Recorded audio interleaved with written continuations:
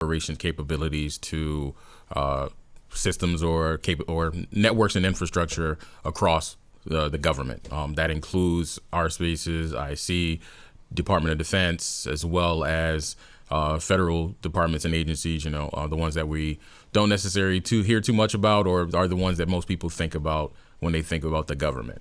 So these systems are what we provide support to, coverage, just understanding the threat landscape and making sure that the environment and the hygiene of these systems are adequate, up to par, to be on the network. Because at the end of the day, we're only as strong as our weakest link, and to ensure that we all kind of have that cohesion across these spaces provides us a full-on defense in depth and defense layer approach and protection. So it sounds like national security systems can be a lot of things. Can you give us an example about how NSA actually defends them? So a good example of that would be, let's say that we just had a situation where one of these mics went down, right? Again, one mic is great, but if we're all trying to squeeze onto one mic, it wouldn't really do us any good. That's right. So national security system is like, okay, well, that mic is important in order for everyone to do their job. And in order for that job to be well, all the connections, all of the software and things that need to keep that system up to par or keep that mic up to par need to be handled. Well, this mic kind of connects to other systems that allow that to happen. So protecting that system or protecting that mic and providing the adequate updates, software needs, and even changes helps that system, helps that computer or that microphone, as we're talking, right, helps that to stay online. And also it does not spread, because that's another thing. While this mic definitely does an amazing job, we know that there are duplicates, and duplicates require their own support and their own defense too. So that's kind of how national security systems work. They allow us to provide the support and also do the operations and great job that a lot of our employees across the spaces do, but also make sure that their systems are operating at optimal conditions. So that was a great example on how, the national security systems work. So can you give me a tangible example of how NSA really gets involved in defending them?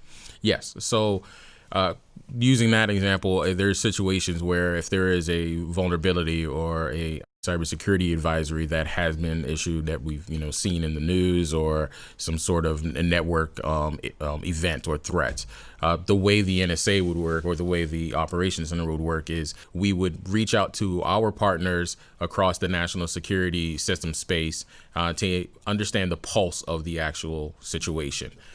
Consider one that we know that's been in the news a lot, Volt Typhoon, targeting critical infrastructure, energy, things of that nature. With a threat like that, or in a situation like that, it gives us an opportunity to say, okay, well, what's going on? We'll try one or two of our partners, or we would just kind of send out a broad issuance and blast to everyone. Hey, this is something that we're aware of. This is what is going on.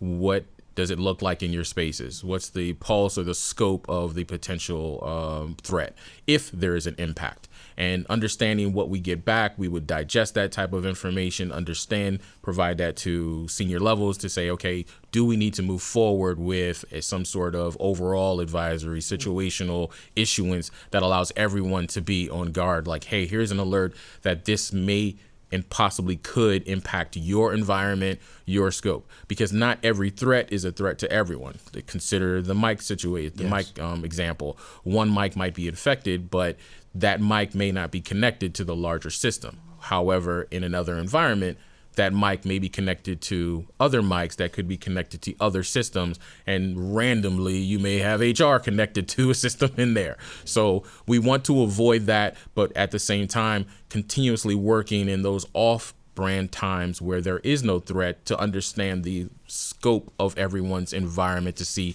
is this mic connected to the water facility system?